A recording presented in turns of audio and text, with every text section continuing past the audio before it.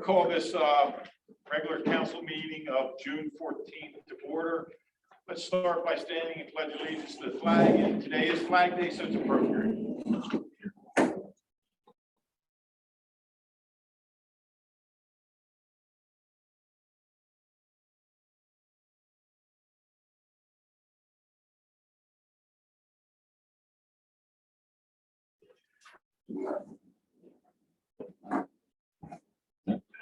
Can I have a roll call, please?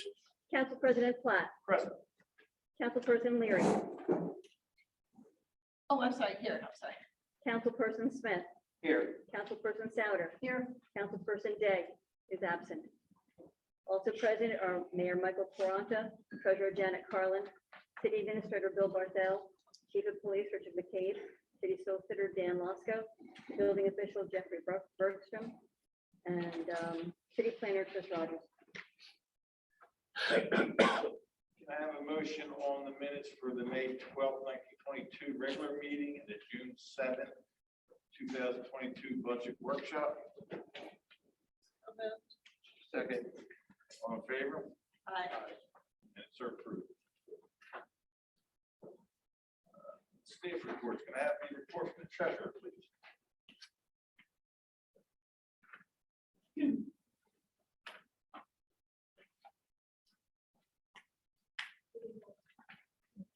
This is the unaudited treasurer's report as of May 31st, 2022. The unrestricted funds, $5,863,383.25. Total restricted funds, $2,175,003.66. Total in the cash accounts, $8,838,386.91.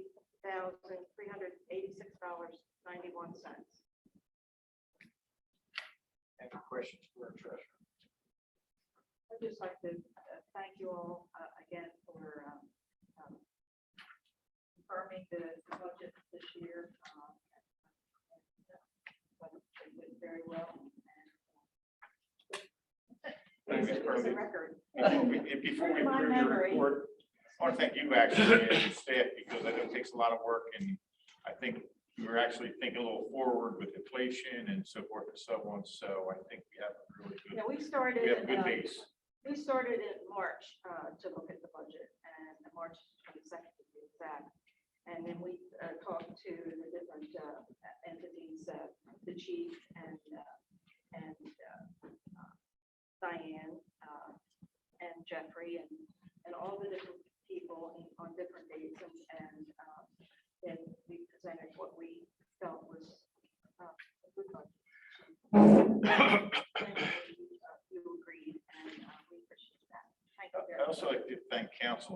Actually came very, the reason why that thing so smooth was they had plenty of time to look at the budget. Right, and They had great good questions, and it wasn't, where we just had to go line by line. And I think Mr. Smith and I didn't even have to ask questions because Councilperson Souter and they pretty much wrapped a lot of them up. Ms. Leary had some of her own, but that went very well. Asked some very good questions. Right, so it went very well. So, motion for treasury report. Second. All in favor? Aye. Thank you. Reports from the city administrator and staff. Okay, thank you, Mr. Platt. I have a couple things. Well, actually, I have one, and then I'm going to ask Scott Moquist from the MSC to get up and address council on some rate information. But just want to do a quick overview of Separation Day. Basically, we're of the opinion that from myself and the folks from Event Allies that Friday evening, and especially Friday and Saturday evening, were two of the biggest or best attended events that we've had since they've been involved. Obviously, we had a little bit of an issue early Saturday with the rain. We did have two bands that were unable to attend because of the weather, William Penn Marching Band and the Marine Corps Band. However, again, considering the weather, and I think Senator Ford kind of hit it right on the head when she said she had received a number of phone calls throughout the morning, and the fact that the city was able to still get together and put on the event in spite of the fact that, like I said, the weather early on was a little bit iffy. We did get a good response from the vendors, from the vintage market. I think basically the report I got back is that the majority of those folks, excuse me, the majority of those folks, if not all of them, felt that it was a good event for them and are interested in coming back next year. I would like to give a shout out to the Public Works folks and the police department and the folks from Goodwill. I can tell you those 2 days, Friday and Saturday, are very long days for these folks. And the guys from Public Works did a great job, both Friday night and all day Saturday through Saturday night. And again on Sunday when they came back and cleaned up the park. And to our police and particularly our chief and the 2 captains and the rest of its staff. Not only are they out there those 2 days making sure things are running smoothly for everyone's safety, but they spend a lot of time over the course of the year planning for these events and making sure that, as I said, that people are safe. It doesn't come without foresight. So I think we need to recognize those folks. And then, as I said, the folks from Goodwill, Timmy Moore, who I see is here tonight, and Chief Majewski worked with us, as they always do, to be sure that everybody, if there were issues, they were there for us. So again, I thought generally it was a pretty good event. We will be doing a debrief to see what we can do better next year. Obviously, we're always looking to improve. We're always looking for suggestions. And probably within the next couple of weeks, we will be getting together as a group and debrief the event. Any questions for council?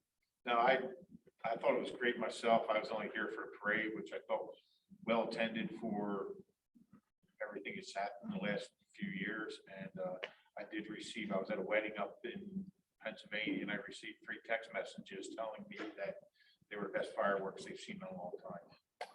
So I mean, it's kind of a nice thing to hear. We hear that. I got a couple of complaints too, and I think we can work on that. No, absolutely. I think that's, as I said, we'll do a debrief and look at the things that worked, the things that didn't work, and how we can improve on what I'll send you a list. product is we're trying to put out there.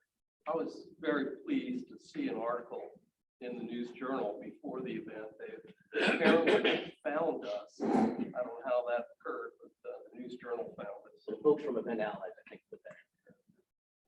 Well, it wasn't a paid advertisement. No. Oh, They okay, had I to see work. what you're saying. They Right. had to work on it. Absolutely. Right. So, and I hope in that debriefing, that can be fairly broad, citizen involvement and maybe some council involvement. I don't have any complaints. I think it went very well, especially after not having done it for a while. And it seemed it looked pretty effortless, although I know it wasn't. But I think there are some things we can. Okay, absolutely. Yeah, Friday night was great. Fireworks were great. And again, I go along with it. Hopefully council and some residents can be involved in the debriefing. I know a lot of things were done for the safety of the town, and in these times, you might think it wouldn't happen here, but it very well could. And so we're really walking, the police and fire and everybody walk a really fine line and keeping everyone safe and trying to be as lenient as possible. But and it's very hard for them to. I'm sure their stress level on that day is high. A little bit. Right. Well, if there's nothing else for me, then Scott, as I mentioned, Scott Bloomquist from MSC has a couple things he'd like to say to council. Thank you for giving me this.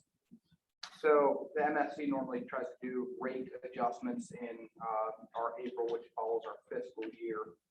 We were notified at the end of April, after we'd already done a rate adjustment, that NRG, who owns Indian River Power Plant down in Millsboro, filed with FERC, who's the Federal Energy Regulatory Commission, to shut the plant down.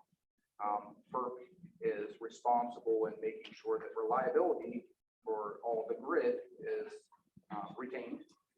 They wouldn't allow them to shut down, but allowed them to do a reliability must run rate schedule. that is forcing an increase on all the ratepayers. So for our wholesale rate, it's almost a 6% increase in wholesale rates. What that turns to the customer, so my projection right now, and I'm working with our rate consultants to fine tune the number, it'll be about 2% increase. So April, we got notified and it takes effect in June. So it was that short of a notice. So I felt it was important that we get in front of everybody and say, hey, this is what's coming. I'd ask DMEC to prepare a message that all of the municipals could put out to the residents and customers. I haven't had that yet. So I also did ask that the board approve DMEC using their reserves to cover the cost of it for at least the first couple of months, so until we could get the message out there to people. I didn't feel it was appropriate that we just throw an increase on everybody without some warning. So I asked for 3 months. The board didn't approve 3 months. Basically, it said that we could go month by month. So that's what I think here percent. So thank you. Is there any expectation that that increase will be reversed? So their projected monthly cost that they're allowed to recoup is $5.8 million a month, and that's for all of Delaware ratepayers. They said they believe that number could even double. So here we're projecting at 2%, and they're saying it could double. So there's not a lot of stability, understanding. I think with inflation, how things are changing so rapidly, it's really hard to, and it's projected for a 5-year period. So what will happen over the next 5 years is really hard to say. So I think it will be reversed. I don't believe it will. Yeah, it basically FERC said you can do this. So if they didn't, the electric grid would be, wouldn't have the reliability, and we'd have problems without it. So curiosity questions is, and you may or may not know the answer, why did the Indian River Power Plant file to shut down? So it's a coal-fired power plant, as you know, with our move toward green. There's costs with that. The cost for a power plant, a coal-fired power plant, to remain in operation just skyrockets. It's no longer economical to run for the price that they can bid into the market. So they're allowed to be competitive. They bid in, but they can't cover their costs. So FERC allows them to tack that charge on afterward. And so with that, is there, besides raising the rates, I mean, going from a coal-fired power plant at Indian River, is there somewhere else, another entity that's a plan B or not? So there is, and it's really the transmission grid that needs to be built stronger, and that's Delmarva Power in Delaware. So there's a lot of pushback because there's the belief that Delmarva's transmission grid should already be there, but it's been a lack of their planning that is why it's not there. So. And then just another one, I'm sorry. How many squirrels gave their life the other day in the power-wide shutdown? Power outage, 0.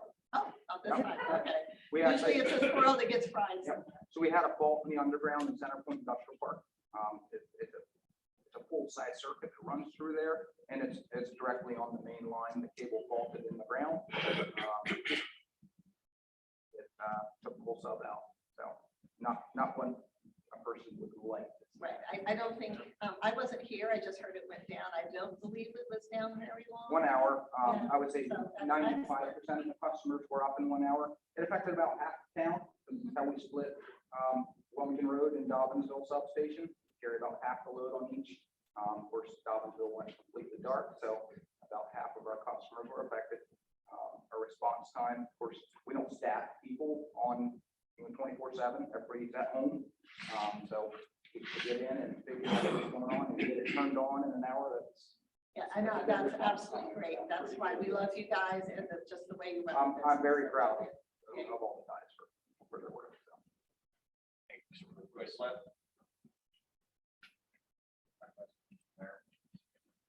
Scott, for folks in the room that may not be familiar with the municipal electric cooperative. Yep. You might want to just give a 1 or 2 sentence definition of that, because we're not out of buying power on our own. We're buying at scale with others that you might want to share. So in 1978, the municipalities that owned their own electric utility, which Delaware or Newcastle is one of them, we created DMEC. There's 8 members. Newcastle, Middletown, Smyrna, Milford, Lewis, Seaford. Regardless, we created DMEC to help us as a whole. We get a lot of benefit in that. If we were to go purchase power for Newcastle on our own, our cost would be much higher. So they're going to have to make. We use them for many other reasons other than purchasing power, but that was what started it was. So we use joint training. There's all sorts of reasons that they're. And historically, our rates have been lower than what we would have had if we had been just with Delmarva. Much lower, yes. So we're currently on the residential side, second lowest in the state. We're lower than Delmarva, we're lower than the co-op. We have not always been lower than the co-op, but recently we are. Lewis, who is set up similar to the MSC, their electric utility is separate from the city, is the only one that's lower than us, and we're right there. Yes, thank you, sir.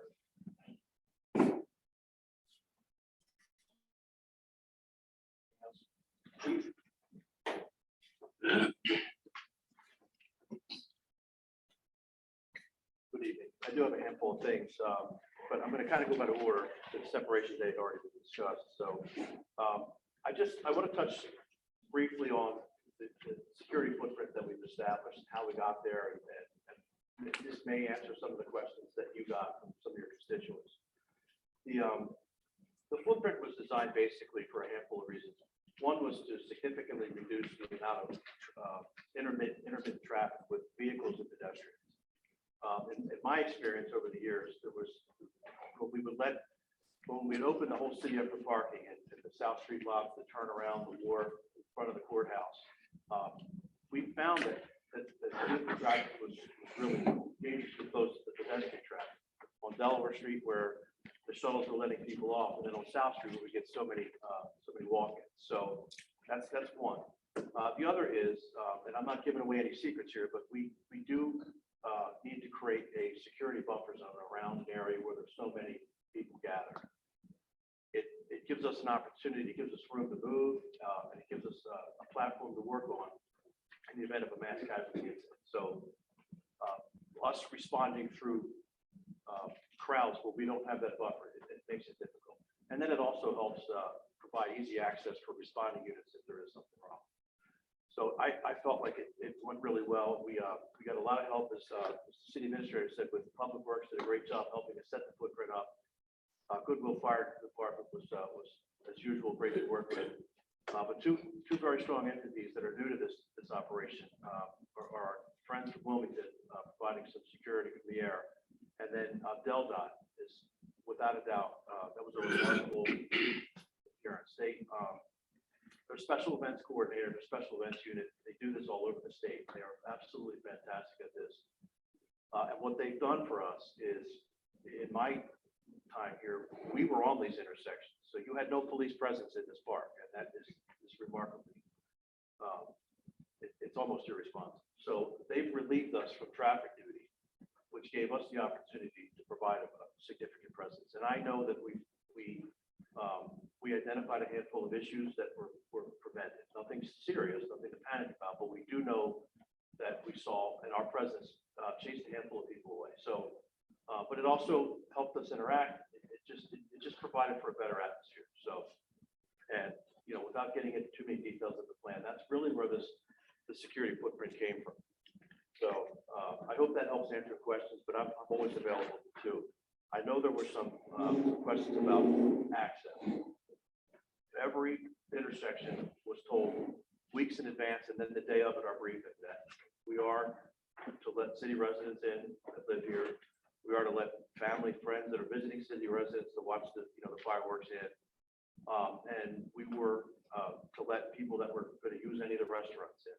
So if some of those signals got crossed, that's something we'll figure out in the debriefing. But, and there was plenty of outreach. And I've said this a handful of times, kind of tongue in cheek, this is 246 years in the making. To act surprised that we're having an event on Separation Day is a little disturbing. So, anyway, I wanted to say that. I have a few more things to get into, but before that, I want to review the monthly report. I did get a few questions about how we develop our response times. So I draw data from a program and I don't alter it. And by not altering it, some outliers appear. So I've highlighted on your pages where these outliers exist. So if you look to the left where it says type of incident, for example, a domestic in progress, the average time 6 minutes to 42 seconds. That's not acceptable. But I review each incident before we make a decision to see as whether or not that's good or bad. And there were a handful of incidents. You can see we have 19 of those this month. There were a handful of incidents that had these outliers that I've outlined below. And very quickly, what they look like are, these are three of a handful of reasons why or what would affect our response time or what would cause the outlier. One could be that the responding officer is not marked or does not transmit on scene. So if I'm dispatched to a call for service, I acknowledge that I received the call, and then when I get to the scene, I tell the dispatcher that I'm on scene. There are a handful of reasons why we might not transmit that. The radio may be busy with more serious traffic. We may forget. The call taker may not log us in. So that's a very common reason why we're not marked on scene, which could make it look like it took longer for us to respond. Another could be we delay our response directly so that we can check an area for location for suspects. So if we know that we're going to a scene where somebody has fled, whether it's a victim or a suspect, we may not respond directly to the scene. We may stay out on the perimeter and look for whatever we need to look for. So that has an effect on our on-scene time as well. And then more often than not, incidents are downgraded after the entry with prior to dispatch. So that means something may come in as a robbery, but prior to us being dispatched, the call taker may screen, or somebody may recognize that it's not a robbery or that it's a late reported robbery. It happened 3 weeks ago, and that would have some effect on it. So what you see highlighted, each one of those were incidents where what I just described existed. And having said that, we did not remove those times from the overall response time. So having those outliers in, we still had a 5-minute average response time for a priority 1 incident. And that's pretty remarkable considering the outliers. And I'm only guessing, but I would say if I were to remove those outliers, that response time would be probably close to, if not less than 3 minutes. So that's kind of what we're looking for in our response. I want to do a quick summary of some of the things that we the highlights. As we've increased the traffic enforcement, as we do that, we typically see an increase in criminal context. So these are some of the things our officers dealt with this month. One of our patrol officers located a vehicle that was involved in a stranger abduction kidnapping from New Jersey. He also located the vehicle, stopped the vehicle, and recovered a child along with the suspect in the custody. And another officer located and stopped the vehicle. Actually, I think it was the same officer located and stopped the vehicle that had been involved in a shooting just north of our city limits. That traffic stop led to him identifying a victim who had been shot, giving him the opportunity to provide some EMS and call for help. Several officers responded to a shoplifting up at the airport plaza. There was a brief foot pursuit involving 3 suspects. They were all caught, taken into custody, and then later linked to a multi-jurisdictional retail theft operation that was responsible for over $100,000 worth of theft. We've noticed that our speed arrests are up, particularly in Wilmington Road between Moore's Lane and Glebe Lane. We met with neighbors in a Van Dyke neighborhood that were having issues with some disorderly premise problems at one particular neighbor. And while we were meeting, we actually had reason to respond to the house, person into custody. We've now issued no contact order for the area, so hopefully that calms down in that area. You may see national news about a push to stop us from stopping cars for equipment violations. Well, we stopped a vehicle that had a headlight out. We found out that this vehicle belonged to a victim who had recently committed suicide by setting himself on fire just north of the city. The investigators were perplexed. They did not know how this man how he set himself on fire, why, if somebody was responsible for it. And we were able to clear that up twice, once by stopping somebody involved the night before, and then actually stopping his vehicle. And what we found by stopping his car and working with fire marshals was that this victim had been giving things away. Handed his car keys to somebody and said, "Here, take my car." We found basically homeless people, some prostitutes in the area, and gave them everything he had, and then committed suicide. So it would have been a prolonged investigation had we not conducted that stop, and it certainly puts some ease to the family that had really no idea what was happening. So those are the highlights for the night, for the month. Another couple of issues that surfaced, I want to address briefly. The issue in Texas has led to some questions about school safety, so I wanted to talk briefly about where we are with this. Without having any firsthand knowledge of what happened in Texas, other than what we see in the press, and I typically wait for the FBI report to come out before we make any judgments. I understand people may be uneasy with the way that was handled. So the three things that I want to share with council is that first, that we're all trained in advanced law enforcement rapid response training. Everybody's heard the term alert. That's what that stands for. For officers that were already in service around the 2016 and on time, we came off the road and trained. It's now curriculum in all the academies. So every officer in the state of Delaware is trained the same way. This is 2 days of incredibly intense training that is identical. You're trained identical. And the other part to this is that when you go through this training, you're required to go through it with other agencies. Don't go through it with your best friend who knows how you think and how we're going with people we may have never met. And we're trained by some of the most highly skilled professionals in this profession. They're all SWAT team members and they're all instructors. So we have that training. We've also upgraded and we continue to upgrade with the assistance of council from time to time. That includes breaching tools and protective gear to encourage our response. And then lastly, we have a policy. And very simply, that policy is we don't wait. We don't wait for backup. We don't wait to stack. We don't wait for special ops. We don't wait for anything. We run to the sound of gunfire to try to eliminate the threat. That's how we're trained. That's our policy. So on top of that, we're working with FEMA's. They have a comprehensive school safety program. We're working with some of their folks so that our guys are very familiar with all the schools in our area and just around our area. There's 14 schools in and around the city. And we're going to be the first ones in them. So we're working with them to make sure that they're familiar with the layouts and that we know the context around there. So if there was any concern about school safety or how we handle things, I hope that addresses that. One problem in Texas seemed to be who was the incident commander. Now, in all of your training, how is that determined when you have multiple agencies descending on a place? Who's in charge? Who's the incident commander?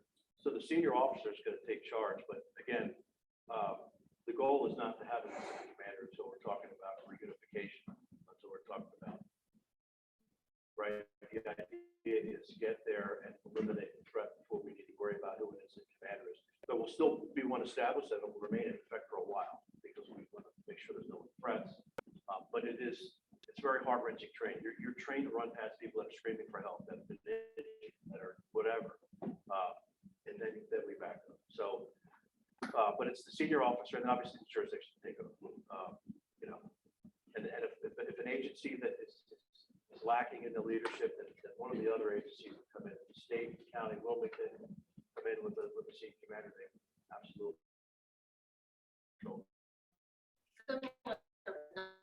Obviously, EMS.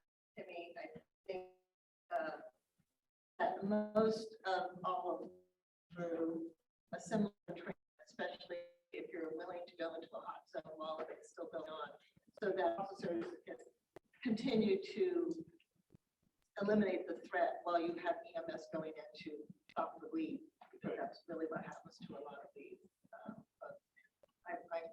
I've been gone through the training twice in New Jersey, and I'm assuming, that may not be the right thing, but I'm assuming that most all of our EMS here in the state is done it as well.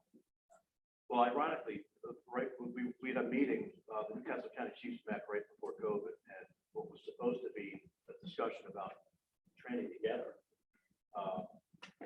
got pushed to the side, and we started talking about COVID, and we never came back. So but it's still in the works to actually train together. So you train one way, we train one way. Now it's time to get together. Well, we trained with the police, and if they had, I don't know, they're rubber guns and they fire. Yeah. I'm not sure exactly what those are called, but they were throughout the buildings we were going in. Yeah. So they would work their way closer and, you know, what are we supposed to do here? It's coming our way and stuff like that. So that was very interesting. It was like, wow, you know, gosh, I hope I never really have to do this, but you know, this is, Yeah. you know. Well, we used the weapons that actually discharged with, I mean, it sounded like a real gun, and it hurt, but it. Yeah, they discharged. I don't know if they were. So, a couple of things that surfaced recently. I know we got some questions, there may be an email read tonight about trucks on 6th Street. This tends to surface every now and then, and we come back to the same spot that we all agree is an issue. But one thing that I think we're struggling to make clear here is that I know there's an area of 6th Street that belongs to the city. I think it's between South and Delaware. The question was, if the truck is coming up Route 9, they continue through the stop sign at Washington Street, turn right on South, turn left on 6th. In those two areas, do we have the authority to enforce an ordinance that says trucks can't be on that road? The problem is, once they cross over Delaware Street, they're back on a state maintained highway. So they started from a state maintained road, they're going to end on a state maintained road. Charging somebody for that is just not good practice. I know it wouldn't sit well in court, just my experience with the way judges work. So this discussion surfaces a lot. I know it's frustrating. It's frustrating for us. These trucks are a nuisance. We understand that. When we recognized years ago that we could not enforce an ordinance that said trucks can't be on these roads, I brought in the Delaware State Police truck unit, and they sat south of Dobbsville for sometimes 2-3 times a week. And what they did do was they stopped a lot of trucks based on, you know, these were truck enforcement officers. So they were looking for medical cards. They were looking for all the things that truck drivers are required to have. Weight violations, brake lines hitting the deck, anything they could do. And they made contact with these truckers and said, you know, we're trying to encourage you to find another way through the city. So, and with the addition of a traffic control officer, that's a possibility that we could revisit. We could get this officer trained in how to do that with trucking. But until a state law is passed that says that these trucks cannot come through here, we can't enforce it. We've done this so many times over the years. We've been in trouble doing this once or twice. So that's really where we are. But we do empathize with the frustration. But that message, I don't know how it gets diluted that we have some authority that we don't. Let me just ask a question, because I saw those emails. I actually spoke to a few of the residents over the last couple of weeks about this. And there's no reason for an 18-wheeler to be on 6th Street. If you come into the city from the northern end, there's a sign there. The vehicle's over 2 axles. So why have a sign there if we're not going to enforce it? We shouldn't have a sign there. There's a sign there. I know, but we shouldn't. The state, we can't enforce it. Then why not bring the state police in to assist us? Why not make it? I mean, you see the county will put their horses out. They'll put their horses out on Boris Lane and Landers Lane, and they'll pull people over on horseback up there.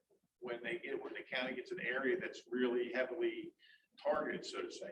Why can't we work with the state police and get Senator Poore and get Senator Brown and our representatives in here and get that unit sitting there. So when these trucks do, because I mean, it is a hassle. I mean, these people, they're having damage done to their homes. I mean, and you know, I think there's a little difference between south of Washington Street and north of Washington Street, but it's tough. I mean, I know you can't enforce your way out of everything, but at least get the state up here to help us. I don't need the, respectfully, I don't need the state. If I could write the ticket, I would write the ticket myself. I would hammer these truckers. If it was But up you to me, can't, so that's why I'm saying. They can't either. Nobody can interfere with state commerce. The state police does not have the authority to write a ticket for a charge that they're not committing a traffic violation by coming through the city. That's the problem that we have. Now, as far as being there, their presence is not a violation. Now, we can look for any other kinds of violation and try to discourage it, but any suggestion about the interference with commerce is a problem, and we've run into this issue before. I don't need help from the state to enforce this. If the state passes a law that says that truckers can't come north, I will hammer any truck that comes north. I'm talking about going south. Like I said, Either way, it doesn't matter. take the signs down. I mean, it's usually. I mean, for years, we've been saying they should come down because it sends the wrong message to our residents. They think that we're not doing something when we could. I'd rather see that in reality. Yeah, I would like to see the state make a decision to say this, what you said, trucks do not belong coming through here. Trucks do not belong on Washington Street. They do not belong on 6th Street. And when they do that, I will show you what we're capable of doing. Yeah, it's Senator Portman, we were standing out there with LDOT, you know, and there were all these 18-wheelers going by and she kept going. I It's thought- shocking that we yeah. don't know this after 20 And years. she was like, No, we had- enforced, we like, we can't, if this is, and it's a road designed for commerce, it's a state road designed for commerce, and they can't interfere with commerce until the state says X. And if I may, the other issue we have here is that we've never, ever, and I think Mr. Barthel was part of this, we've never been given an actual definition for a local delivery. So we've lost that argument in court. And the problem we're dealing with, these trucks are not coming from Virginia. They're coming from a facility a half a mile south of, Army Creek, some of them. So we really do have an issue, and we're going to need help with some form of it. Give me a state law that I can enforce, and I promise you, I will enforce it. So I have two more, I'm sorry. Another issue that came up was that, and this may be a misquote, but 90% of all the police calls for service are traffic related. That's not even close to accurate. We handled close to, I think, almost 700 calls last month. And you can look through your packets, they're not traffic related. Now, that may have been misinterpreted. Most of the complaints that we get from citizens to the police department are about traffic, like we're talking about here, right, the truck, so that's fine. Just in case, but no, 90% of our calls. And then last but not least, I want to end on a good note.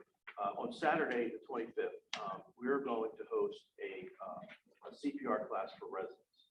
We're going to open it up. I'm going to reach out to the Board of Health, who's been asking how they can get involved. But this is called Lend a Hand, Save a Life. County medics came to me with this. We think this is great. This is based on some statistics locally, 19720. What they found is, I think it's 29% of all CPRs in progress. People intervene. And after hearing that, we go back in time and think about all the CPRs I was dispatched to, and remember, yeah, there wasn't anybody giving CPR. So what this does is, and I'm going to read this verbatim so I don't mess this up.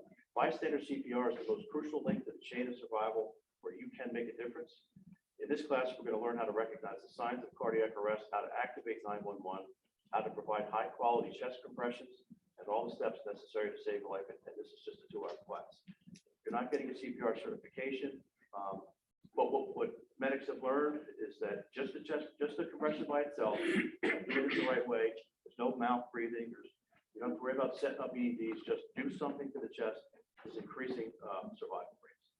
So Sergeant Richard Perillo, his email is on our website. I'm going to post what he put up on our Facebook page. He's going to accept applications for this class, and we really hope to fill it. And so do the medics, because this is a really big issue that they're trying to battle, and we want to be part of it. We may be the first agency to do this, so we'd like a big showing and then brag. And I encourage if any of you need to know how to do CPR, please attend this class. Like, as a paramedic, I can tell you that good, immediate, good quality CPR just goes a long way. There's no guarantee, but I've often got there and somebody's doing good quality CPR and they go to stop because we arrive and I'm like, no, keep going until I get everything set up, so it's, it's a really good thing. So if you don't know how, please attend. Yep, and that'll be at our police department. Did we get a new officer? Oh, I thought you said. And then, I just say go with that. Did we get a new officer? We did. In the May? So he graduated from Dover's Academy. I don't know if I talked about that the last meeting, but he's out on the road now. His name's Mike Adams. He's got some Newcastle City connections, so good kid, and we're looking forward to him. Thank you. All right, council communications. Again, we've already talked about separation day and such, so I won't reiterate that. It was a good thing. A day in Old Newcastle, this is a great time of year for our city, and it's nice to see it after a couple of years really kind of coming back alive. I just wanted to talk about our budget meetings. The city council met and set the budget. There was some concern about council meetings, budget meetings being canceled. And the first one was canceled due to a family emergency. The second one was canceled due to the illness by Mr. Barthel. He is a very crucial source of information when we have questions about the budget. We need him there. The third budget workshop, we passed the budget. And so the fourth workshop was not needed because you passed it, you don't need to meet again. Also, there was some concern about that the city raised your taxes on this. Not true. The city budget was balanced, is passed, balanced, and there is no rate increase. It remains the same, and it's the 14th year in a row that we've had no tax increase in the city. So, The ARPA funds were intentionally left out of the budget process because a budget is an operating expenses and revenues to keep the city running. That money should not be used to keep the city running unless absolutely necessary. So it was left out intentionally. and there'll be workshops, I guess, on that. Also, just to reiterate concerns about ordinance 536, for those who didn't actually understand the last time. The ordinance was read whenever a resident or a business makes a request to change their zoning. The city is required by our own code, and correct me, Mr. Lonsdale, when I'm wrong. Correct. By our own code to initiate the ordinance. It gets read, it gets a second, and there's no discussion. That allows the applicant then to proceed with all the things that they need to do or should do, will do, workshops, studies, everything else. None of that generally happens at all before that goes on. There's no reason for it to happen. So it all happens once this ordinance gets read. Now, I know in the particular case of, there's some concern about a development off of Lupin's Drive. This group has waived their right for the planning commission for 90 days, I believe. The planning commission usually has 90 days to make a decision on anything, and the applicant has waived the right for those 90 days. So it could take 5 months, it could take 6 months, it could take whatever, while the planning commission is reviewing everything and all these studies and everything are happening. It's not being fast-tracked in any way, shape, or form. So that just really kind of needs to stop. And if you've got questions about that, see counsel, because some of the information that I've seen printed is just not accurate. And it's I think, meant to mislead to a degree. On a separate note, one of the things that Mayor Caranta brought up during our last meeting was that there is probably federal funds, a number of federal funds, a lot of federal funds that are perhaps out there that the city could, would, should, maybe applying for. And these are more than your basic one-page grants. These are more in-depth and involved, and he had suggested we hire a grant writer. And I would like the mayor to talk more about what that might entail. Would you be able to do that? When you had your. Oh, all right, so that's, that's the other thing. So he'll bring that up, I guess, but I would like him to discuss how that might work and how we would go about it. But I have nothing further. Saunders, No, nothing right there. Mr. Smith. I'm gonna bring up a sore subject, and there was, it's in the council here, and it's kind of disturbing to me. We passed resolution 2022-08 for the position of tourism and economic development coordinator. And we had 2 councilmen actually interview people and hire them and tell people they didn't have the job. And Not true. I get the emails. I have the emails. So I'd be happy to show you that. And I brought the resolution with me today. And it clearly states that the city administrator is authorized to solicit resumes and applications of the candidate for tourism and economic development coordination position shall be reported back to council with appropriate recommendations of such candidates. I just honestly don't understand how and why 2 council people would think they have the authority to interview people because of that resolution. To me, that was a power grab. I think it was self-serving. I think it was self-interest. It was definitely against the code of conduct. This council doesn't have the authority to hire, fire. They have none of that authority. That rests solely on the city administrator, and it's clearly stated in this resolution. And I'll be very honest with you. Some of the emails I saw, and I can quote, hey, I'll let her know she's hired tonight. What's the next step? It's in writing. I mean, it's there. And I think that's a really a huge slap in the face to the people of the city, to the rest of the rest of the council, to the administrator. It's not the first time it's happened. But it's got to stop. Things have to be done in public. We do things in public. We are council. We don't act on our own. And that's all I have to say about that. And next thing, I was in Dover yesterday. I'm very seriously thinking about filing an ethics charges because I think it goes that far because it was so, to me, it was such a power grab to cut the president of the city council out, cut the city administrator out, and say, we're going to hire someone.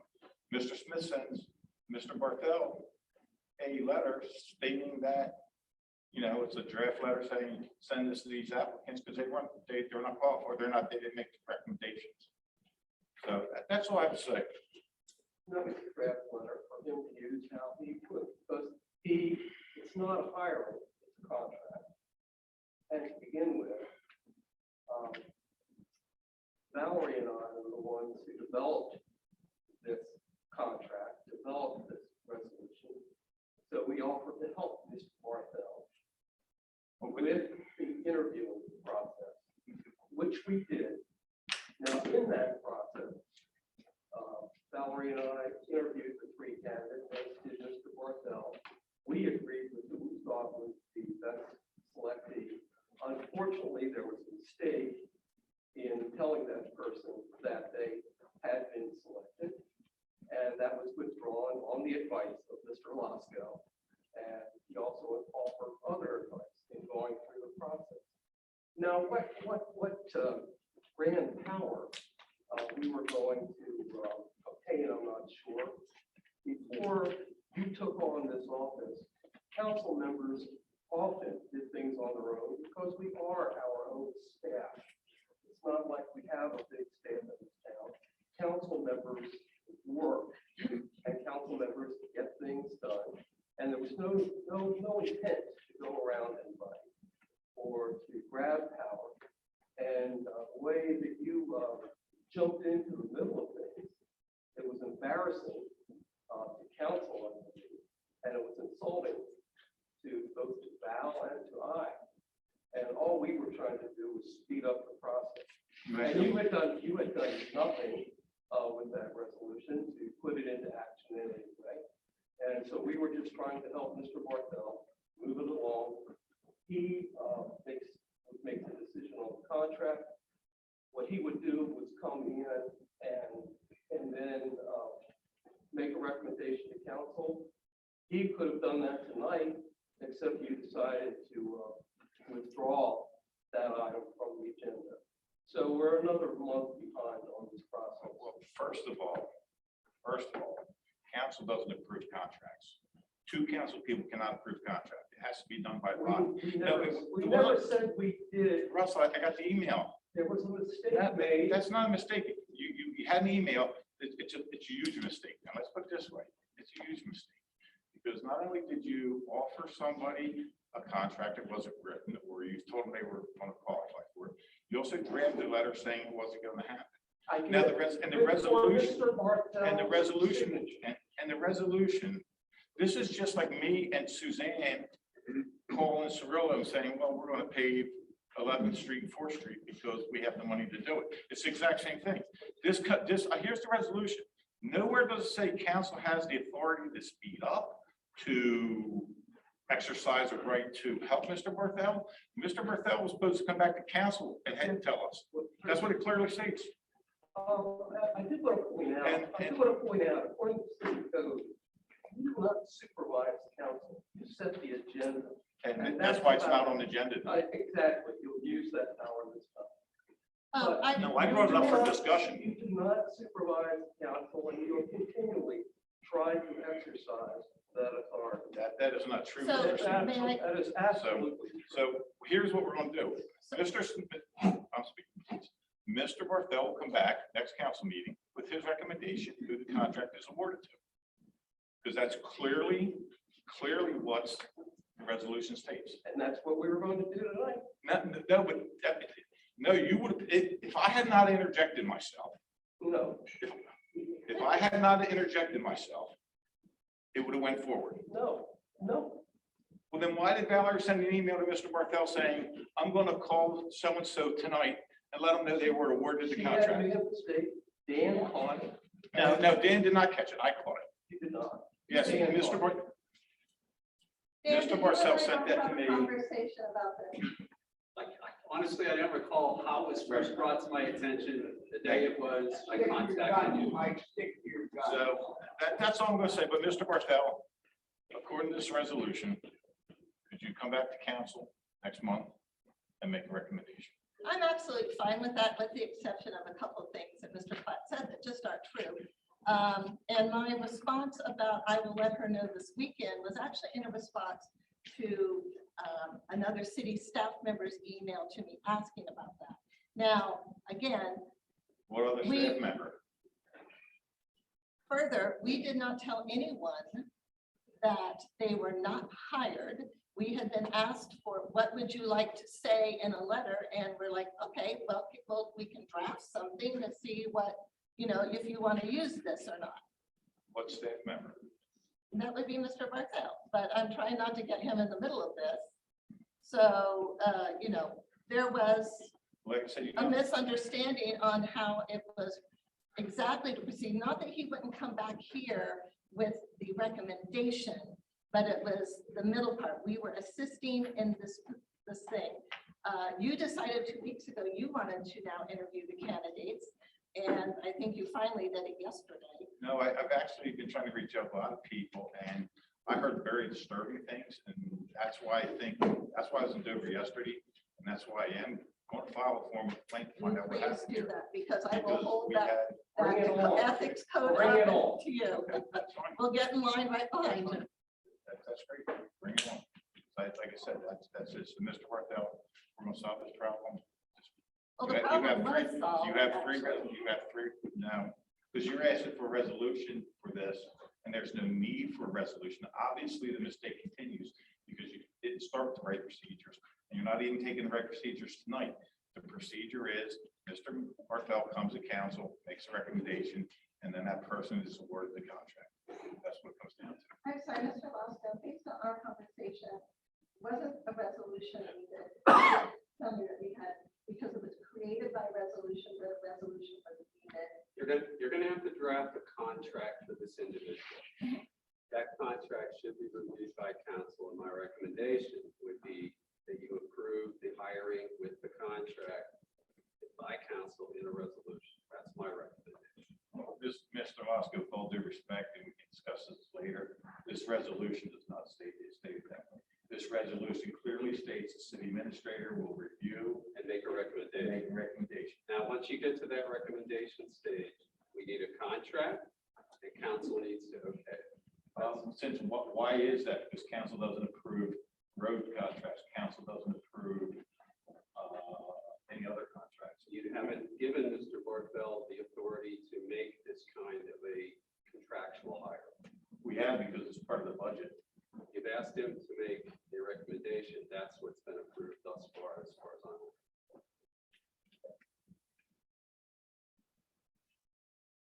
Mr. Mayor, anything?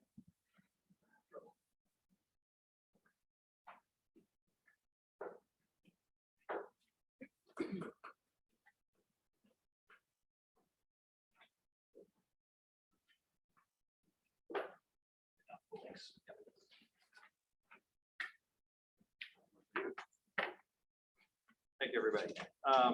Good evening. I want to also jump in and add my thanks to city staff, the volunteers, the vendors, public, all very patient, with closed streets, some loud banging with fireworks, and that has an impact on pets. But what a great weekend, and really appreciate everybody who stepped in and was part of that. It was great to have everybody gather together again. Later in the agenda, Tamara Silver is here. Tamara is my choice to join the Planning Commission, take the position vacated by John Lafferty. John has resigned, as you know, to take on a position that's going to require him to work in hours that not make him available for Planning Commission meetings. So look forward to the day where perhaps status changes and he has the opportunity to serve the community again. We'll miss John. Mara is a resident of Boothurst. She's employed at Delaware State University, the University Board Secretary, and a good contributor. I believe she'll be a good contributor to commissions. Arts Council. We've got several things coming up. And I know that hope we'll be added to the schedule on Friday, June 24th. Got a art booth. Got some live musicians playing around the city again. So we look forward to that. First movie night, 2022, Saturday, 25th. So Friday will be art booth, Saturday, 25th, in Battery Park. Dwayne, for your recommendation, 1981 classic, Indiana Jones, Raiders of the Lost Ark, will be the movie. So pop your popcorn, grab a chair, come out to the park around 8:30, around 8:45 when it gets dark. Enjoy the feature film. We'll have another probably more kid-friendly movie in September after school starts. That'll start as it gets dark earlier. We'll have that movie. Finally, Opera is going to return. This that Battery Park on July 9th. A real favorite for residents and neighbors, and also to the benefit of Opera Delta. So we look forward to their return soon. I'm really grateful that Scott Blumquist was here earlier. We're gonna go through an awful lot of conversations at the NSC about rates, policy, price, and gas. So inputs for energy production. We're not going to be able to escape this. So we'll look at different options in terms of trying to save costs or reduce costs here or there. But the costs that are going up are pretty dramatic. So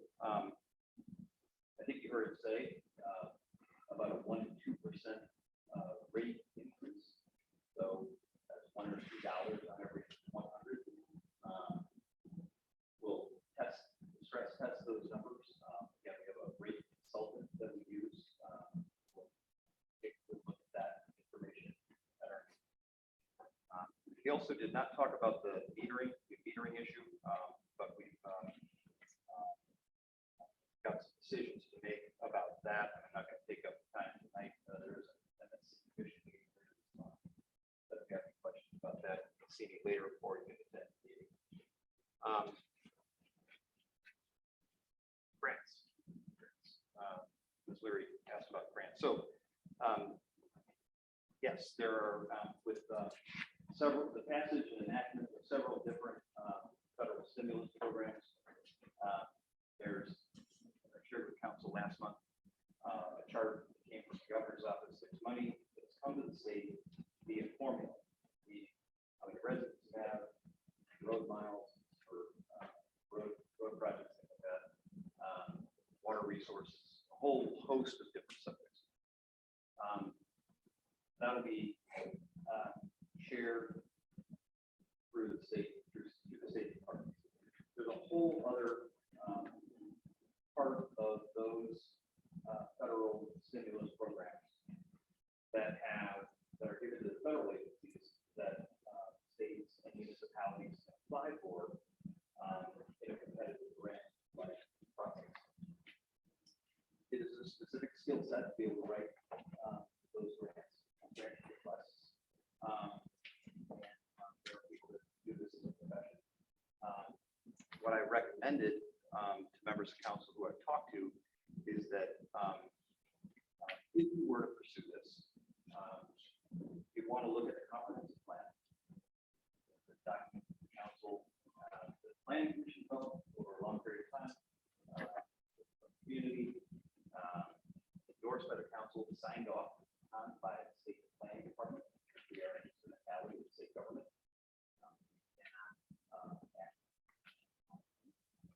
Incorporated. And so the comp plan addresses several different things: housing, transportation, environmental issues, economic development, etc. So within the comp plan, there are a range of different priorities.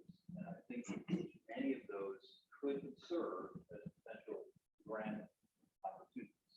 So my recommendation directly would be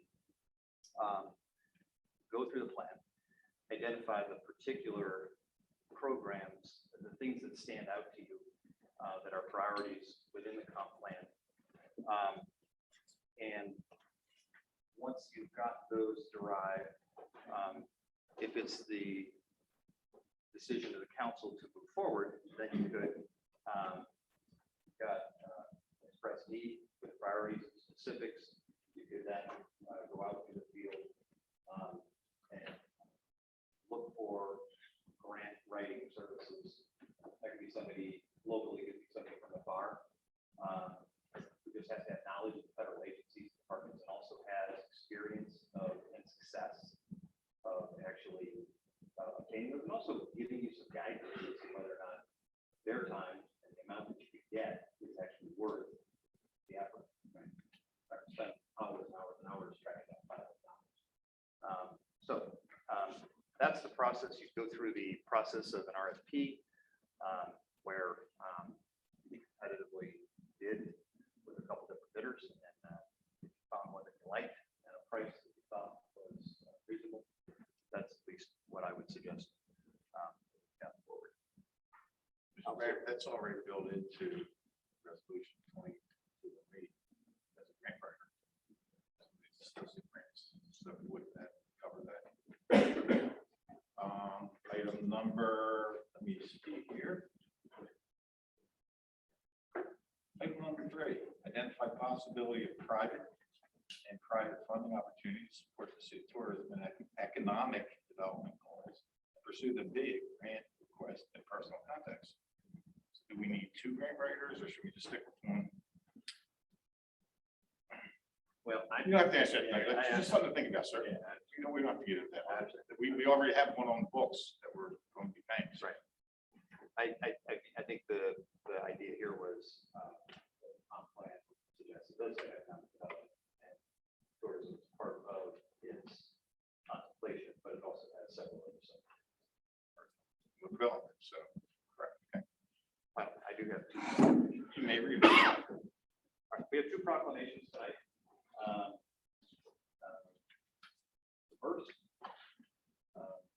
is first proclamation in honor of Juneteenth, where Juneteenth is the oldest nationally celebrated commemoration of the ending of slavery in the United States. And whereas after the Emancipation Proclamation was issued January 1st, 1863, it took over 2 years for enslaved African Americans from Texas to inform of their liberation on June 19th, 1865.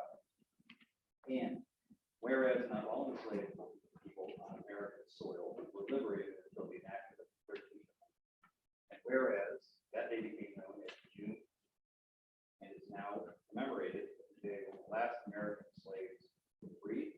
And whereas we acknowledge African American freedom contributions and achievements in our community, past and present. And whereas during Juneteenth, we recognize the history of African Americans in the U.S. and celebrate the history of all races, ethnicities, and nationalities. Whereas we commit to work together toward equity for all, standing economic, educational, and community. Now therefore, be it hereby proclaimed that I, Michael J. Quarata, Mayor of the City of Newcastle, urge all citizens to become more aware of the significance of this celebration in African American history, and heritage of our nation and our city.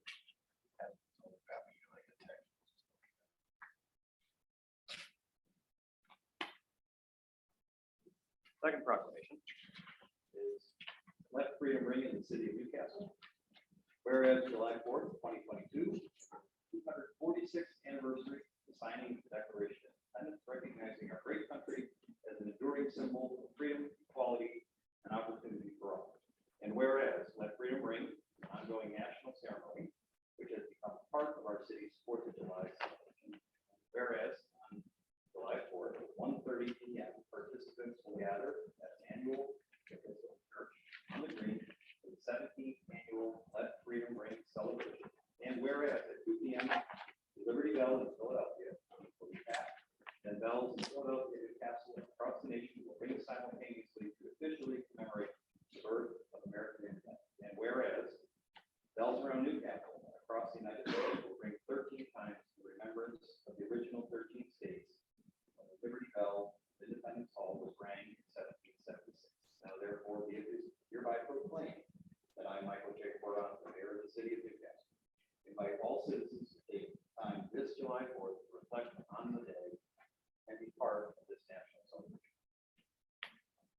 Members, thank you very much. Thank you, Mr. Mayor. Mr. Mayor, Yes. I'd just like to congratulate whoever wrote the proclamation in honor of Juneteenth, because it's the most clear explanation of what Juneteenth is that I've ever read. That would be Ms. Kim Bergmiller. Bergmiller. All right, this time we're going to open up the floor for public comments. When you come to the podium, please state who you are, and where you live, and you have 3 minutes to speak. Thank you.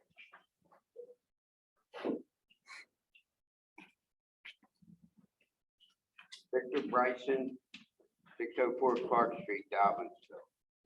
I come here tonight for one reason.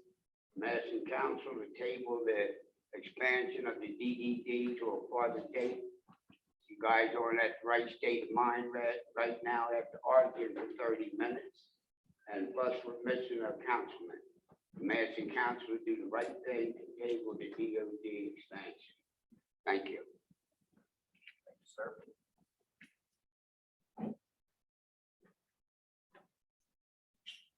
I'm sorry, guys, I'm putting my address down. Thank you.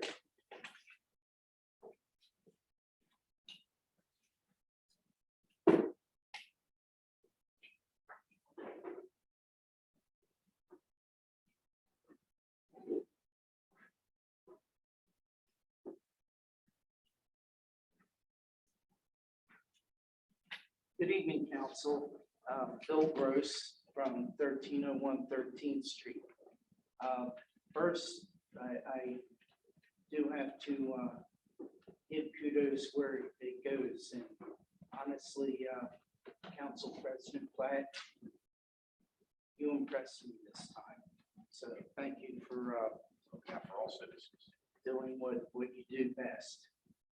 As far as the parade and separation day, Friday night was unbelievable. I had a group of a few people, and Saturday as well. As far as the parade, I think that was kind of my only, and the people that came with me, that was their only complaint. One, you guys addressed as far as the weather, so the music, weather didn't show up. It is what it is. But my other major complaint, I think in your roundup, that you need to leash in candidates.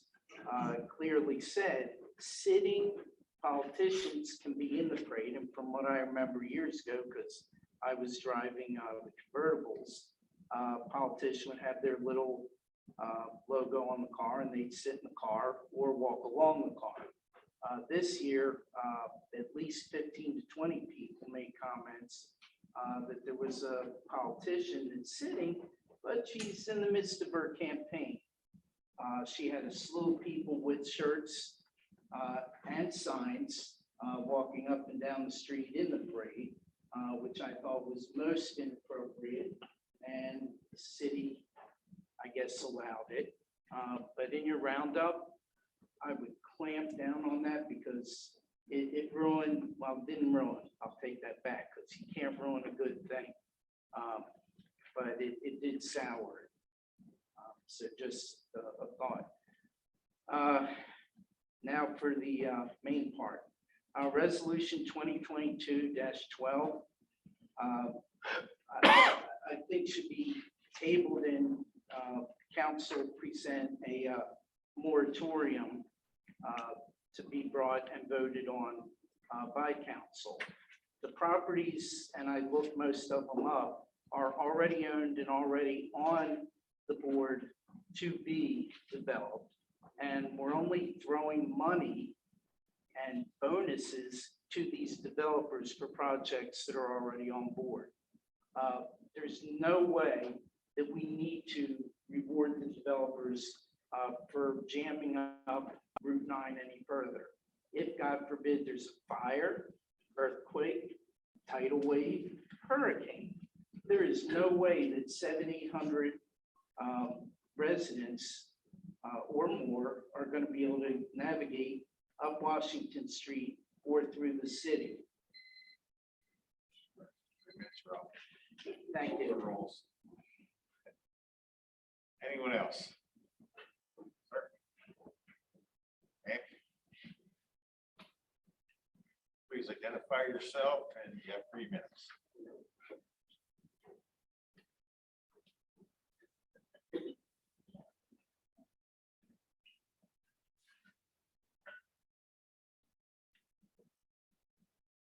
My name is Dorothy Fish, 26th Green, 63rd Street. And I want to echo Mr. Gross's request that council institute a year moratorium for major projects in town. There's nothing wrong with looking at how many this town can support, how many the infrastructure can support. We have a lot going on. Potentially, we have the resolution 2212, which is coming up. We have the Lukens Drive. We have I believe on the board still is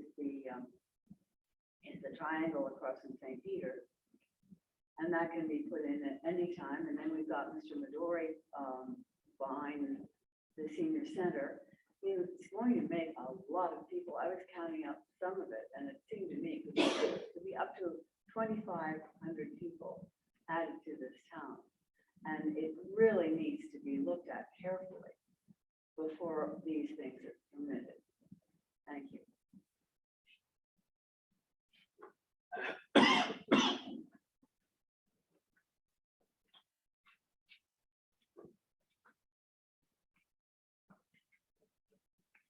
Please identify yourself. Okay. Yeah, you guys sign it first.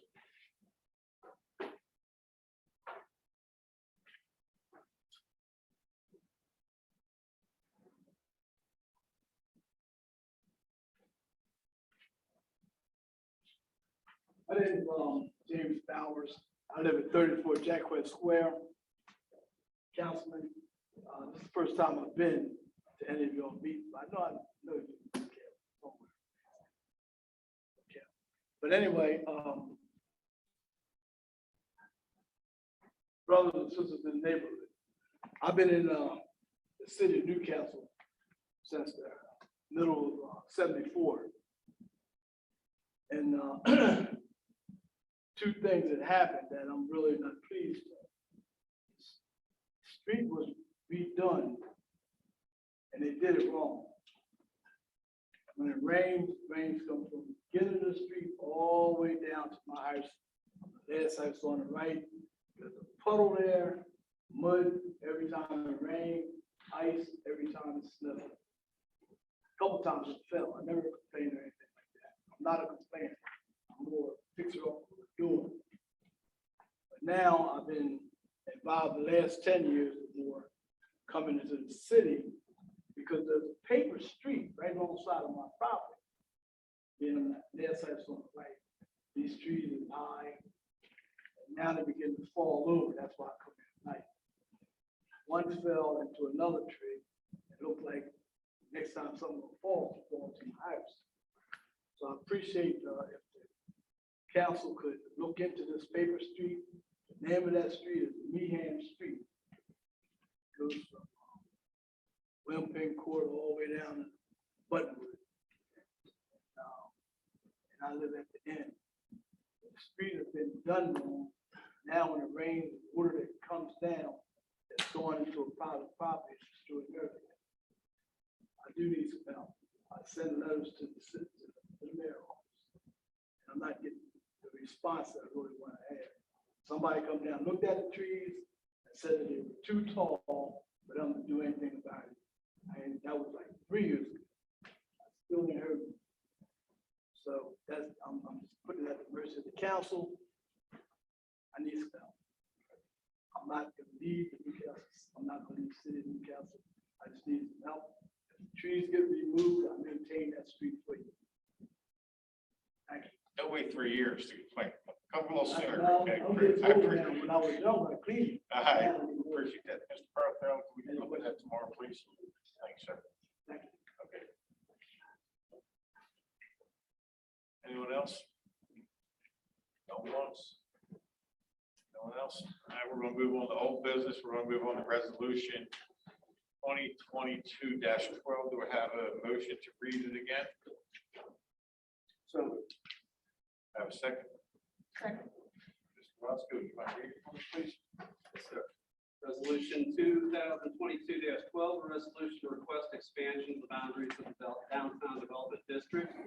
Whereas under the Downtown Development Districts Act 22 Del Code, Section Civil 1901 et sec, called the Act, the state of Delaware may designate districts within Delaware cities, towns, and unincorporated areas that will qualify for significant development incentives, and other state benefits. And whereas each such district is known as a downtown development district or a DDD. And whereas under the act, the city's population density permitted a maximum of 95 acres to be eligible for DDD designation. And whereas the state previously approved the designation for approximately 85 acres of land in the city as a DDD, leaving 10 additional acres eligible to be designated as part of the city's DDD. And whereas the city has adopted certain local incentives to encourage developments in the city's DDD zone, but only DDD-related projects, only a few DDD-related projects have been developed in the city. And whereas the city has been approached by individuals interested in developing multifamily project in the 7th and South Street corridor of the city, an area designated as an investment level 1 area by the state of Delaware, but located outside of the city's existing DDD boundaries. Whereas the city desires to take better advantage of the act by requesting and applying for expansion of the boundaries of the city's existing DDD to include an additional 9.24 acres in the 7th and South Street corridor in the city. And whereas the properties proposed to be added to the DDD, the expansion properties, are as follows. Tax parcel 2101400400, which is 427 West 7th Street, approximately 4.26 acres. Parcel 2101400401, 21-01400555, which is 423 West 7th Street, 0.68 acres. 21-01400579, 07th Street, that's 0.38 acres. Parcel 21-01400491, Gray Street, that's 0.06 acres. Parcel 21-01400401, which is 427 Gray Street, 0.05 acres. Parcel 21-01400402, 425 Gray Street, 0.03 acres. Parcel 21-01400403, 423 Gray Street, 0.06 acres. Parcel 21-01400405, 421 West 7th Street, 0.59 acres. Parcel number 21-01400406, 0 Gray Street, 0.07 acres. Parcel 21-01400407, 301 West 7th Street, 0.28 acres. Parcel 21-01400408, 31 West 7th Street, 0.1 acre. And part of 21-01400409, 520 South Street, 0.8 acres. And finally, a paper street at West 7th Street, 0.92 acres.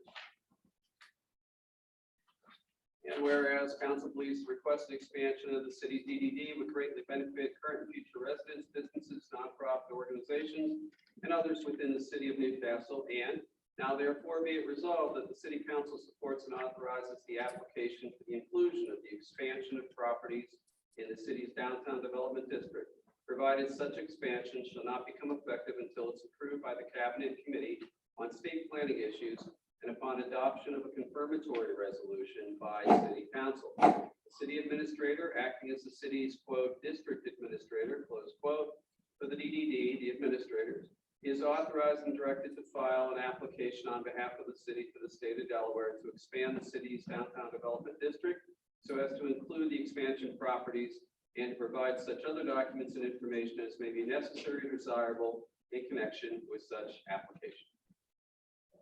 Before we take any questions, this was tabled last month for the city planner to do a little bit of research and see if there's any other areas that were fitting for this. So if you'd like to give us your report, please. Thank you, Council President, members of council. You should have in your packet a letter from me, a letter report from me to Mr. Barthel dated June 3rd, 2022.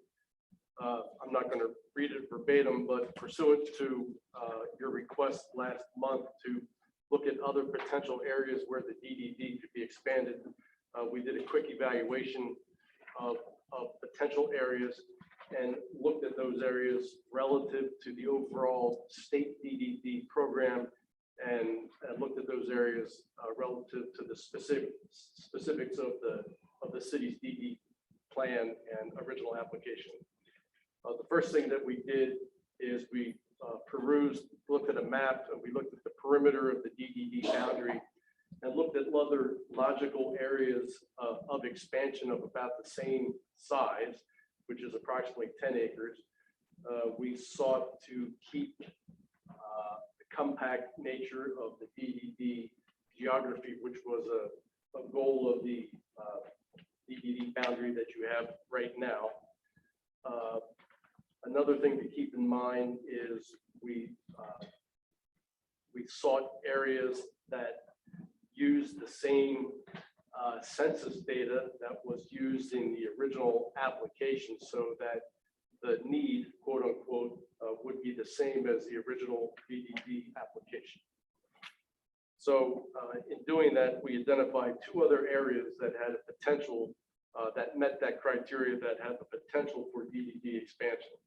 And we call those the historic core expansion and the Shawtown expansion. And there's a map in the letter report that you have.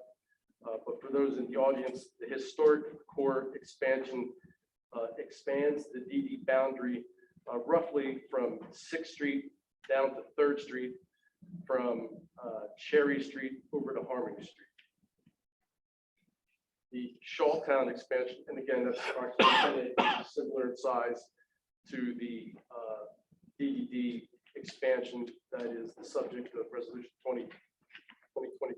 12. The other expansion area is Shawtown expansion area, and that is bounded by Washington Street, 11th Street, Route 273. Again, that is roughly 10 acres in size.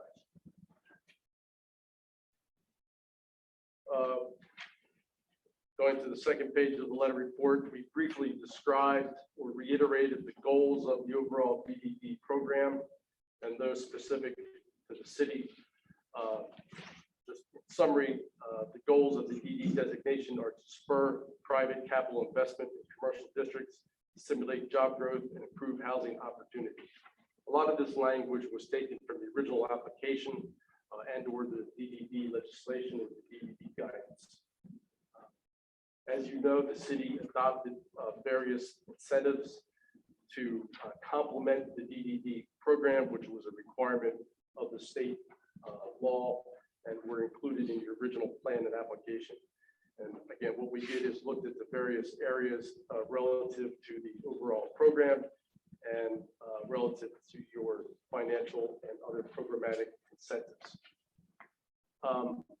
For the historic center, the finance relative to your incentives for the historic center, the financial incentives would help ease the cost burden to property owners and investors to maintain and rehabilitate historic and aging structures. For the gateway areas, which would be the West 7th Street area, the underutilized properties are deemed market ready, and designations will help direct private capital investment for these areas. For the Shawtown area, which is in your existing DD program, it is intended that the DDD designation will increase home ownership and home values will rise, increasing a sense of pride in ownership and property upkeep. Again, that is language that was parroted directly from your existing application. In the three areas, there's three disparate areas, and they all utilize those incentives, in their different ways. So what we did is we more or less looked at the pros and cons of each one of those areas. And the pros we call justification for expansion, and the cons they're called potential concern for expansion. Mr. President, I don't know if you want me to read each one or just summarize. For the West 7th Street area, one of the pros, it's adjacent to the Brosius Elias complex, which is deemed a priority project area in your DDD plan, and that is defined in the DDD overall program as a project that could be a catalyst for the rest of the DDD. The West 7th Street expansion includes vacant parcels with infill development potential and redevelopment opportunities. It expands opportunities for business and retail and could improve the appearance of downtown Gateway. The cons or the negative potential of the West 7th Street expansion is a significant portion is in the theme of flood hazard zone. It benefits fewer individual parcels than the other alternative expansion areas, approximately 11 parcels in all. And the district would be extended outward and be less compact. Relative to the historic core expansion area, the pros are it could ease if that area was designated as DDD, Downtown Development District. It could ease the financial burden of repairing and restoring aging structures. It benefits current and future homeowners, and it benefits more parcels than the other alternative expansion areas, 94 parcels total.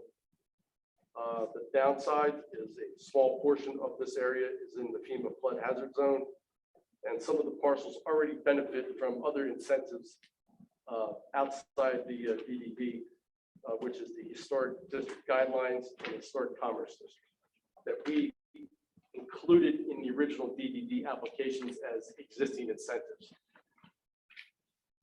For the Shawtown expansion area,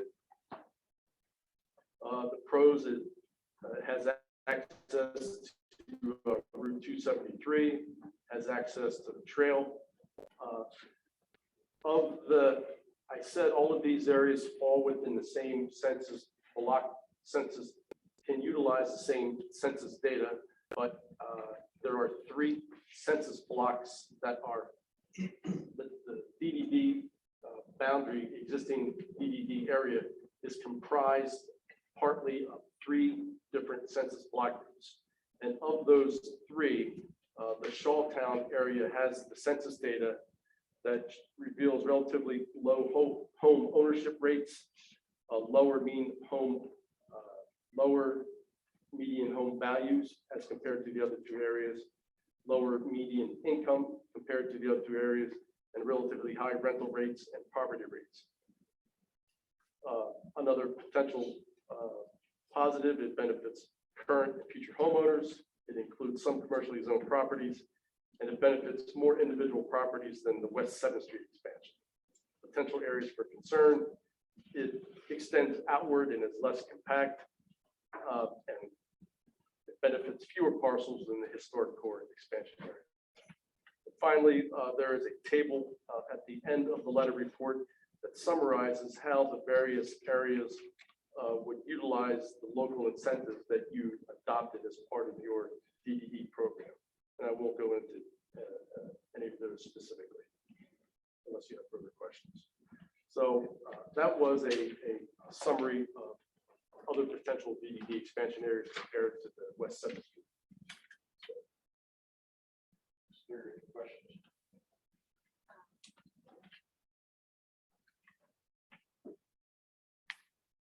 For the 7th Street expansion area, it says a significant portion is in the FEMA flood hazard zone. If that area were approved, if it were developed, would the, for lack of a better term, the developer be responsible for some sort of remediation of that area, or is there no such thing as remediation of that area? It's just a risk. They basically would build around the wetlands. They would not build in the wetlands. No, I mean, Yeah, they just would not be able to build in the wetlands. Okay. they would elevate, Or they'd elevate, right? similar to the Garrison. Garrison, Right. the majority of the Garrison was also in the floodplain, and they elevated to have the first floor above the base flood elevation.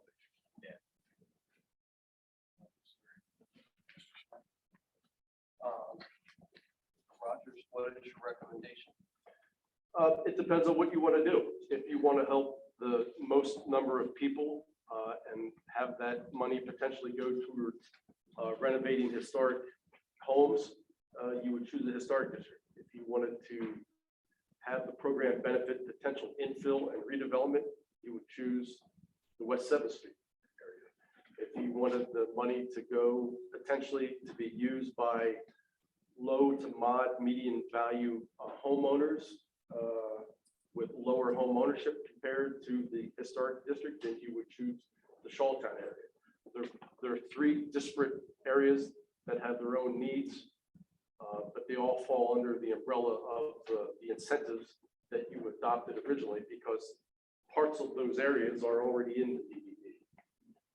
So it's really up to what your priorities are relative to your expanding the DDD.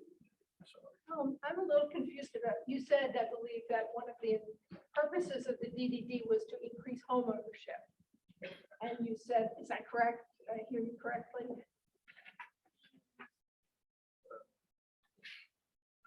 I'm sure that was part of the, And in the 7th Street analysis, you say that this is an area of relatively low home ownership, and therefore I assume that means higher rental. It seems to me it would encourage landlords to improve their properties so they could raise the rent, and I fail to see how that would help the residents of that area. Is that an Shawtown? Yeah. Shawtown. Is that an accurate assessment or possibility, I should say? Yeah, and again, I was using words directly from the existing DDD application. So yes, that is a So in potential. other words, we'd be encouraging gentrification, which could displace some current residents. Depending on the extent of the improvements being made.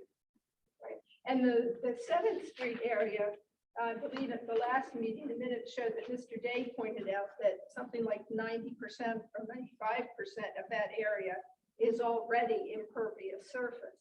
Is that correct? I don't know. roughly. I mean, I'm not asking you to say precisely, but I walked around and there, a significant portion of that area is already paved. I mean, Yeah. it was a So car to lot. develop it, there was a car lot, it's parking lots, it's warehouses. And so if it was developed, it's not going to increase the runoff or increase the amount of paved surface area. It would at a minimum stay the same, and depending, since any development would have to be permitted by DENREC because it's on the floodplain, correct? It would be permitted through the floodplain administrator, and some permits may be required by. So that may require some changes in the drainage, which might actually improve the situation vis-a-vis flooding potential. Is that accurate? Depends on the specifics of the development. Well, yeah, I can't comment until I see it. But it's, I mean, it's unlikely to make it worse because it's already mostly paved. And it could make it better depending on the configuration of the new development.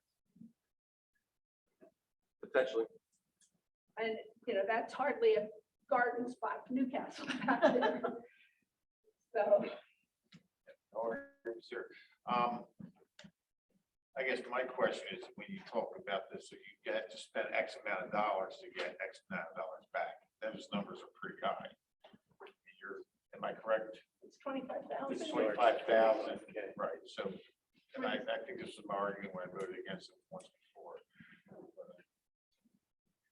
I don't see that as other areas, put 25,000, 30,000 to get that back, I just don't know. But I think you bring us some excellent points, very valid. And then since the 7th Street area is some commercial developments that could provide employment, not a large number of people, but if it's retail or whatever, but at least some employment as well as some housing potentially. We don't know what exactly would be put there. Is that correct? That's correct.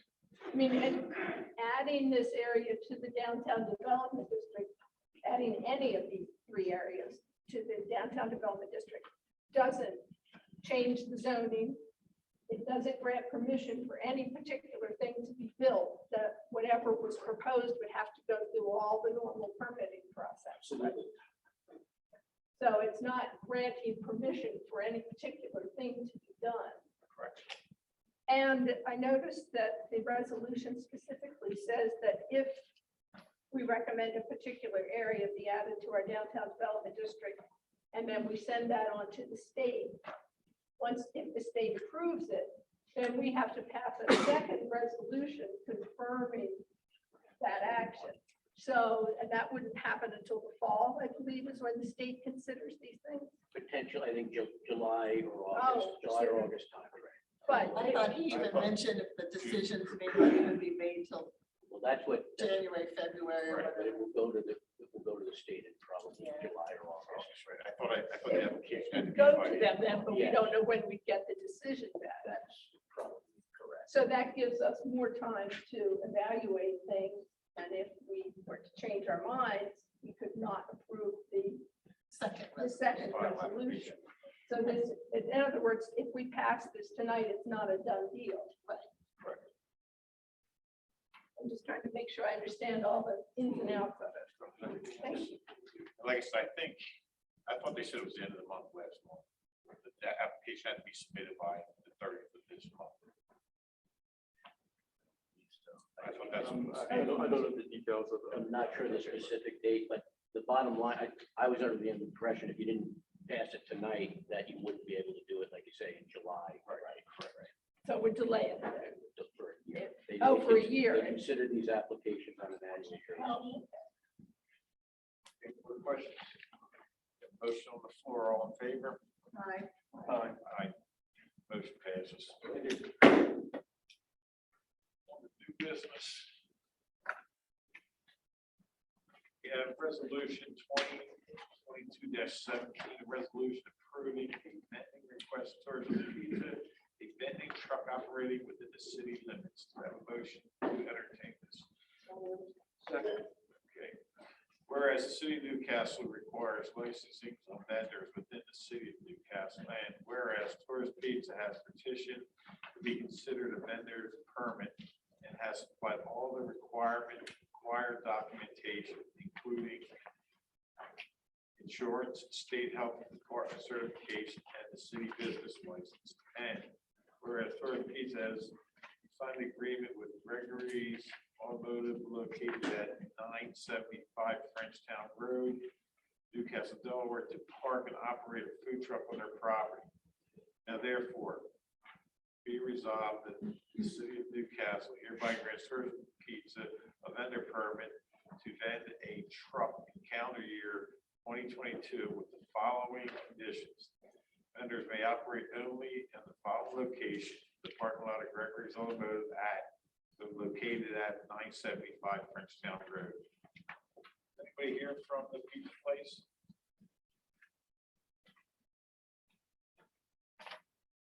Tell me, get some little information on this. I think you have all of the information that you need to make a decision. I believe that this is up, there's a map. You should have a map where the location, it's a little confusing.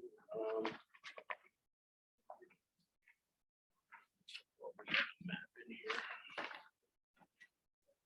So the farmer's market. Yeah, it's, well, so if you look, okay, so you can see where it's right off of that building. Right. Okay, it's in the parking lot right off of the building that we have the arrow on, correct?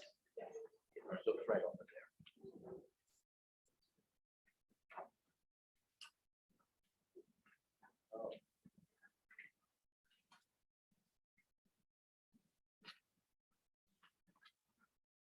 Any questions for council?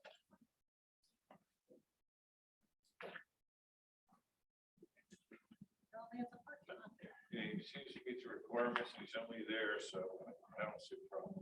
Anybody else? All in favor? Aye. Aye. Aye. Motion passes. Next is resolution 2022-18, a resolution establishing a temporary committee to provide recommendations to city council concerning proposed renovations to existing playground and battery park and options to fund such renovations. So if I'll be the council person. Okay, If you don't mind. No, not at all.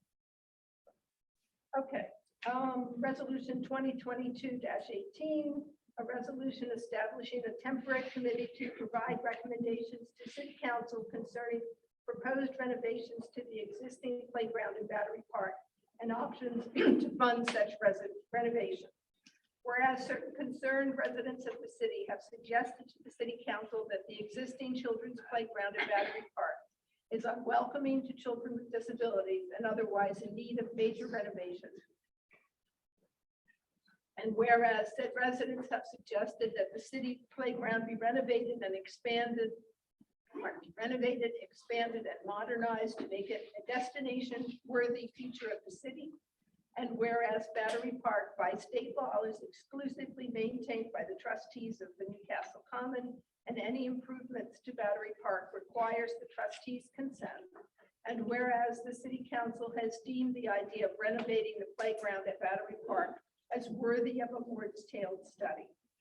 Now, therefore, it is hereby resolved that the city council, that a temporary committee be established for the purpose of researching the feasibility of designing and financing the construction of a newly renovated children's playground at Battery Park and making recommendations to the city council toward the furtherance of that project.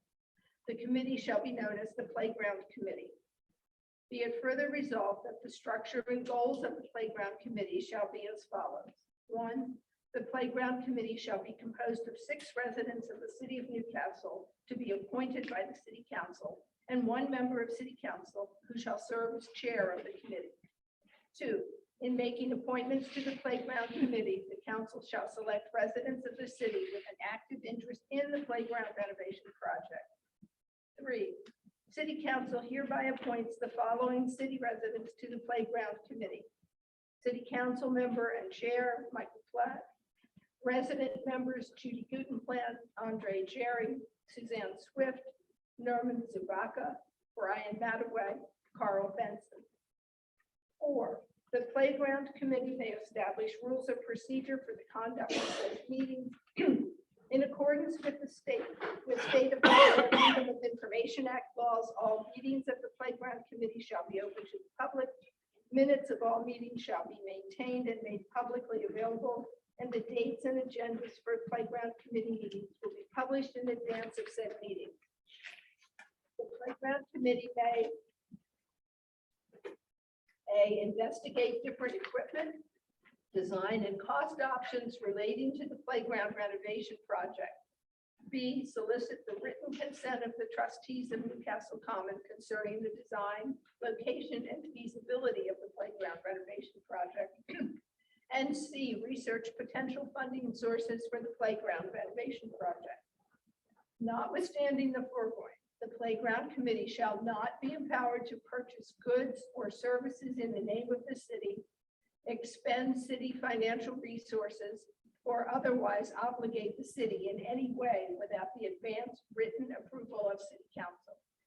6, the Playground Committee is charged with rendering one or more reports to city council summarizing its activities, findings, and recommendations, including a final written report of the Playground Committee, which shall be submitted to city council on or before the date the Playground Committee expires. The Playground Committee shall exist as a public body for a period not to exceed 1 year from the date of this resolution, unless otherwise extended by the city council. I know we have a bunch of members here. Do anybody want to say anything?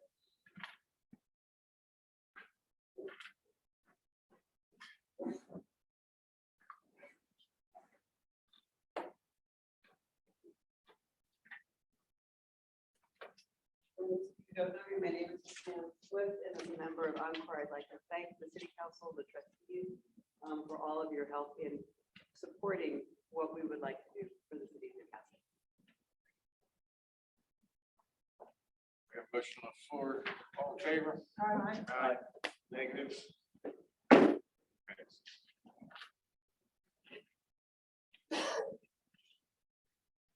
Resolution 2022-19, a resolution approving the mayor's appointment to the planning commission of Tamara Stoner to fulfill the unexpired term of Jeff Lafferty. Whereas the city code provides that the mayor of the city of Newcastle appoint 9 members to the planning commission, subject to confirmation by city council, each for a 3-year term. And whereas there's currently 1 vacant position on the planning commission, and whereas city council proposes to confirm the appointment of Tamara Stoner to fulfill the unexpired term of John Lafferty with the term ending August 14th, 2024. Now, therefore, let it be resolved, the city council hereby appoints the following person to the planning commission: Tamara Stoner, planning commission, term ending August 14th, 2024. Are you here? Are you here? Would you like to say anything? Like to introduce yourself, man? Just thank you for your consideration. Again, my name is Tamara Stoner. I reside in Newhurst. I did send you all an email, so hopefully you received that. A little bit about my background. I do work at Delaware State University. I am the Board of Trustees University Secretary, working in the President's office. But another part of my job, I work under the legal department as the Assistant Vice President of Enterprise Risk Management. My background as far as education, graduated from West Virginia University in Morgantown, West Virginia, with a bachelor's in political science, a master's degree MBA from Wesley College. I have 2 children, married, and I'm just happy to be here today. And thank you again for your consideration. Thank you for your willingness to serve. Any questions for Ms. Stoner?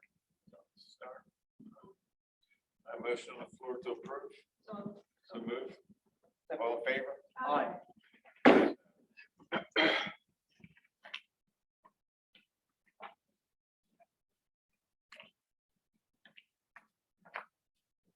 Resolution 2022-20, a resolution making appointment to the Historic Area Commission. Mr. Smith, you recommend this person. Would you like to read your recommendation?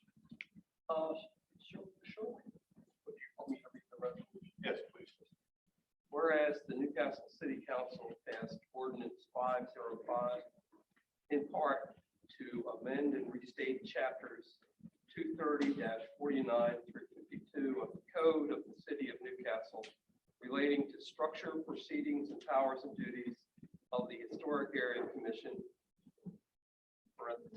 Act, and whereas the Historic Area Commission shall consist of the following 6 members: an architect licensed to the state of Delaware and having interest and knowledge in the protection, preservation, and restoration of the historic character of the city, appointed by City Council.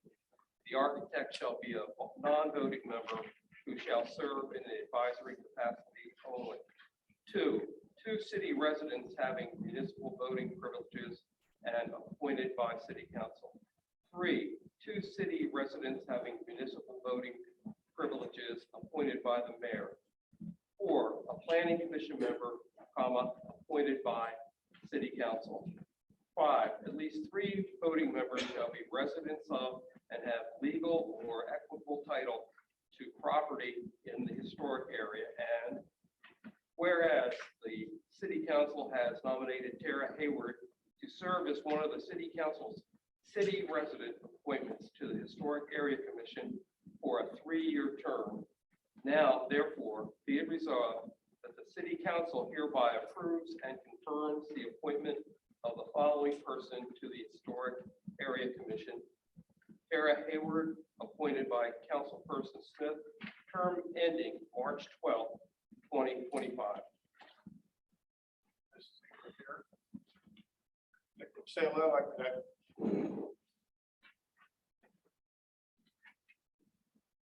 My name is Regualr. I live on East 3rd Street, in Milwaukee. We have lived here since 2018. I'm a graduate of the University of Delaware. I have a degree in public policy, and while I was there, I took several classes through the Center for Historic Design and Architecture. I studied vernacular architecture, material culture, and I've taken several courses through the National Preservation Institute for my personal enrichment on historic preservation. And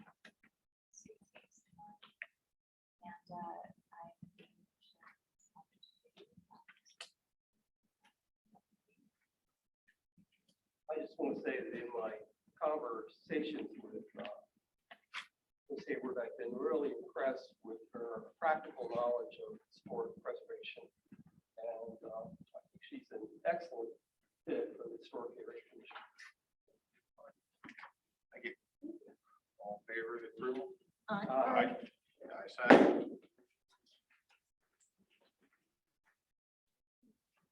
You know what you're getting yourself into. Just be careful.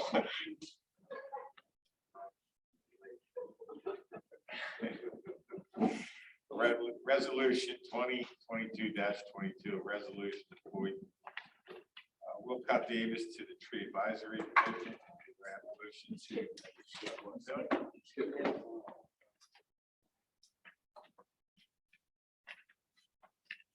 I apologize. Resolution 2022-21, a resolution appointing Carl Benson to the Tree Advisory Commission. Motion on this? Second. Whereas Newcastle City Council passed ordinance 500 to amend and restate Chapter 74 related to Tree Commission and Chapter 210 of the Code of the City of Newcastle relating to street trees, creating a Tree Advisory Commission. Whereas per 74-1 of the Code, the Tree Advisory Commission shall consist of 5 members, each serving a 3-year term. 2 members shall be appointed by the mayor of Newcastle and confirmed by City Council. 3 shall be appointed by City Council. And whereas members shall be selected on the basis of education, experience, or demonstration and interest in a related field. Members need not be residents of the city. Now therefore, let it be resolved, the City Council hereby approves the appointment of the following person to serve on the Tree Advisory Commission for a 3-year term ending March 12th, 2025. Carl Benson, March 12th, 2025, Council appointment. Mr. Ms. Spencer, you here today? Motion to approve. Favor? Aye. Ayes have it.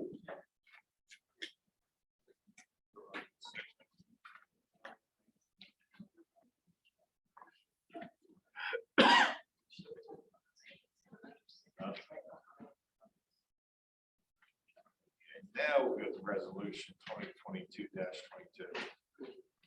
Resolution to appoint Wilcott Davis to the Tree Advisory Commission. Whereas Newcastle City Council passed ordinance 500 to amend and restate chapter 74 relating to the Tree Commission and chapter 210 of the Code of the City of Newcastle relating to trees, creating the Tree Advisory Commission. And whereas prudent to 74-1 of the Code, the Tree Advisory Commission shall consist of 5 members, each serving a 3-year term. 2 members shall be appointed by the mayor of Newcastle and confirmed by city council. 3 members shall be appointed by city council. And whereas members shall be selected on the basis of education, experience, or demonstrates interest in the related field. Members need not be city residents. Therefore, let it be resolved, the city council hereby approves the appointment of the following person to serve on the Tree Advisory Commission for a 3-year term ending April 9th, 2025.